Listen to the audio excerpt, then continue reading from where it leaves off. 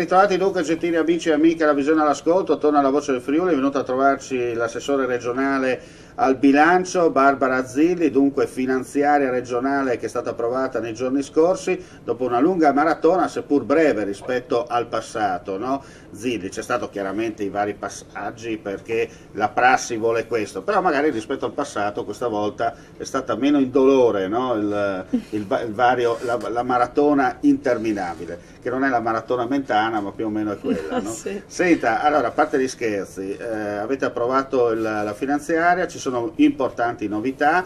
Federica l'aveva detto, non faremo una finanziaria di lacrime e sangue, ma cercheremo di dare giustamente i soldi a chi, tra parentesi mi sa che ho sentito il termine, merita, ma soprattutto chi poi li reinveste nel territorio del Friuli Venezia Giulia. Sì, ha detto benissimo, è stata una finanziaria che ci ha impegnato a lungo per valorizzare all'interno delle direzioni le risorse, ma è stata una finanziaria che ci ha permesso di realizzare la prima parte di programma elettorale della Giunta Fedriga e l'interesse principale, quindi l'attenzione principale è stata quella rivolta alle nostre imprese e alle nostre famiglie, e quando dico imprese ricordo una su tutte la misura del taglio dell'IRAP che è stata cancellata per le zone montane in forma stabile per sempre e che invece è stata ridotta per 5 anni a 0 per i primi 3 anni e all'1% per i successivi 2 anni per coloro i quali intendono investire, aprire nuovi stabilimenti in Regione Friuli Venezia Giulia. E poi ancora l'iniziativa importante è stata quella relativa a favorire le imprese che scelgono di assumere a tempo indeterminato persone che hanno perso il lavoro per crisi aziendali. Per loro è prevista una deduzione dal monte IRAP dai 20 ai 40 mila euro a seconda dell'età, quindi più alta è l'età del lavoratore, più alta è la deduzione, lo sconto che la Regione concede sull'IRAP alle aziende per coloro che appunto intendono riassumerle. E poi abbiamo anche premiato con uno sconto dell'1% dell'aliquota IRAP le aziende che intendono favorire la contrattazione di secondo livello e quindi creare quelle condizioni all'interno dei loro stabilimenti che possono favorire una maggior conciliazione tra lavoro e famiglia per i loro dipendenti, che possano favorire anche gli aspetti di carattere sociale e sanitario per i loro lavoratori. In tempi nei quali ci sono ancora aziende che hanno percepito degli investimenti pubblici, vedi DM Electron a Buia, e che scelgono comunque di dimenticare i propri lavoratori andando a delocalizzare all'estero, in questo caso in Romania, noi rispondiamo in modo molto duro e cerchiamo di attrarre le persone, gli investimenti in questa regione. Ecco, mi ha un po' anticipato una domanda. Per quanto riguarda il caso di M Electron, sappiamo che il Presidente Fedriga, lei e anche gli altri suoi colleghi vi siete subito mossi per cercare insomma di capire esattamente qual è la linea politica della società, perché il Presidente si è autosmentito, perché a noi in diretta ha detto una cosa, poi si è un po' ricorretto, via dicendo, viva Dio, c'è la diretta Facebook e tutto è chiaro, no? Il Presidente Melchior le intende? Melchior, perché si è un po' autosmentito dicendo alcune cose, però viva Dio, in quel momento c'era una diretta Facebook, è stato tutto registrato e dunque non ci sono ombre di autosmentite in un certo senso, no?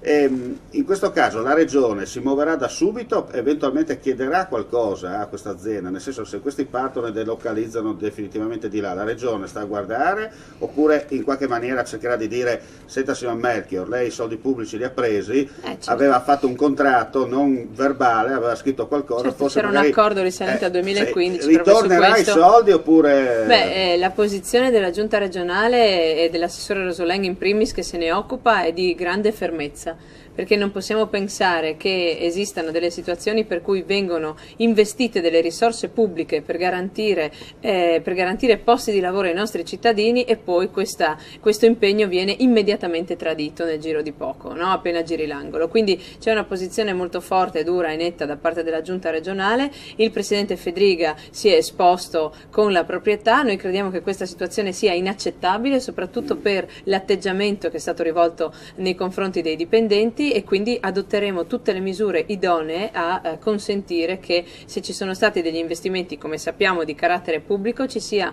una penale o quantomeno una condizione di ristoro per i lavoratori che lì hanno pensato di continuare a vivere. Ricordiamo, a vivere e lavorare. Ricordiamo che ci sono persone che lavorano lì da molti anni, certo, e che quindi non sono ben riutilizzabili sul mercato del lavoro. Quindi oltre a queste pagine tristi che continuiamo a vedere e che non dovrebbero accadere più, e confido che con le iniziative del governo centrale si possa in qualche modo anche scongiurare per il futuro questo tipo di iniziative, perché se c'è un investimento pubblico, un ausilio da parte del pubblico ad avviare o mantenere una realtà aziendale, è evidente che nel momento in cui l'imprenditore liberamente sceglie di delocalizzare, di portare il suo core business altrove, bene, restituisce certo, però gli investimenti che ha ricevuto da parte pubblica. Questo è fare impresa correttamente rispetto al posto in cui ci si trova, e credo sia doveroso.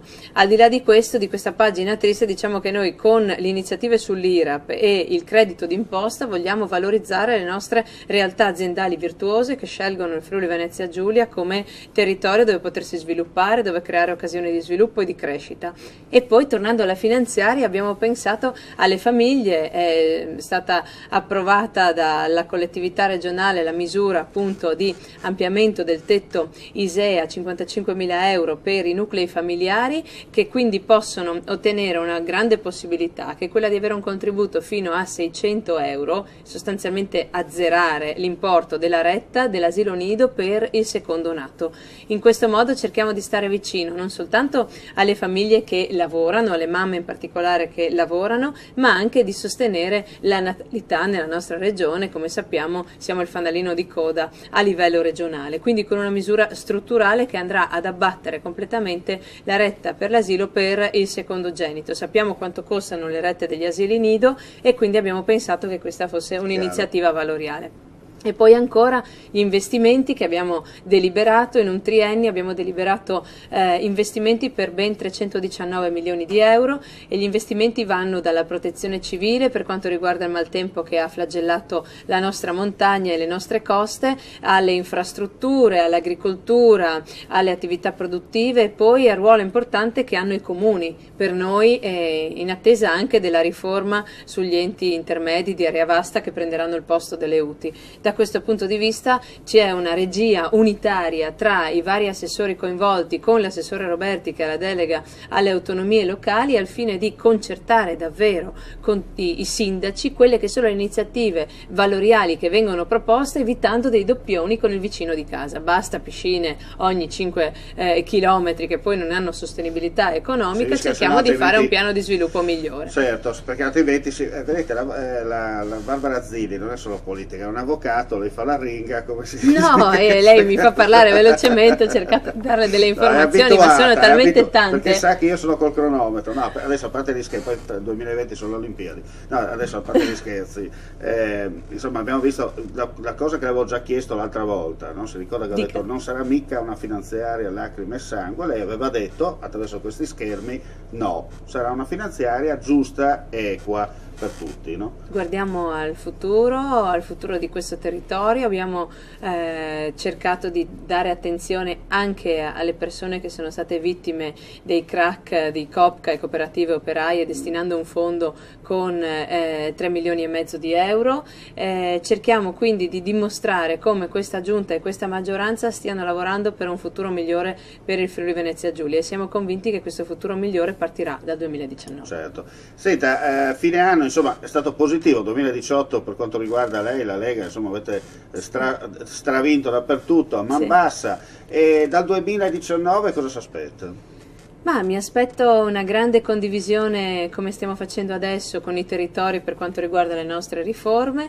Mi aspetto la rivisitazione degli accordi con lo Stato, e quindi mi aspetto tante occasioni di crescita per il nostro bel Friuli Venezia Giulia, in modo tale che si esca da quella situazione di marginalità nella quale siamo stati catapultati negli ultimi anni. Senta, voglio fare un po' il cattivo, visto che non ci sta ascoltando nessuno. Secondo lei sto governo regge?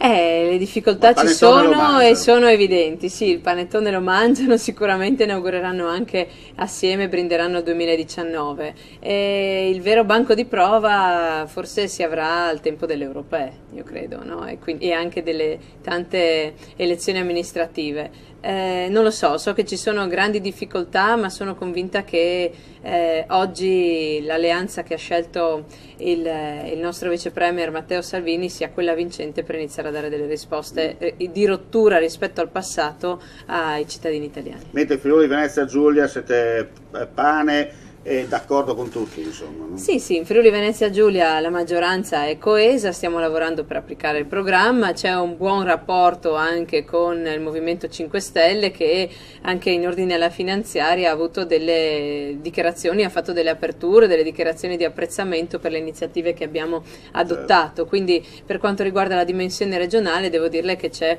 un buon rapporto costruttivo anche con il Movimento 5 Stelle, benché sia in opposizione. Insomma, alla fine poche chiacchiere e molti fatti, no? Questa è la cosa importante. Ma sì, lavoriamo sodo, io devo dirle che sono stanchissima in questi giorni perché accuso il colpo dopo tante nottate a lavorare per la finanziaria, ma sono molto soddisfatta e devo dire che la squadra del Presidente Fedriga sta lavorando in modo serio per il rilancio di questa regione. E adesso si prenderà un paio di giorni di vacanza per ricaricare le batterie, no? Come si dice? Sì, vorrei stare un po' con i miei bambini, ecco. E soprattutto poi 2019 si riparte subito perché il tempo è denaro e soprattutto mai perdere la strada tracciata, come si dice. Ha ragione, mai perché perdere il ritmo. Si rischia grosso, mai perdere il ritmo. Bene, io ringrazio l'assessore Barbara Zilli per aver partecipato all'interno di questa trasmissione, le auguro buon Natale. Se non Grazie ci vediamo. anche a lei e a tutti i telespettatori e alle loro famiglie. Male che vada ci rivediamo nel 2019, benissimo. Altrimenti potrebbe capitare che tra Natale e Capodanno la riconvocherò in un certo senso. Perché no, grazie per il gradito invito. Grazie ancora a lei, grazie a voi gentili amici e amiche della Visione all'Ascolto, la Voce del Friuli torna come sempre,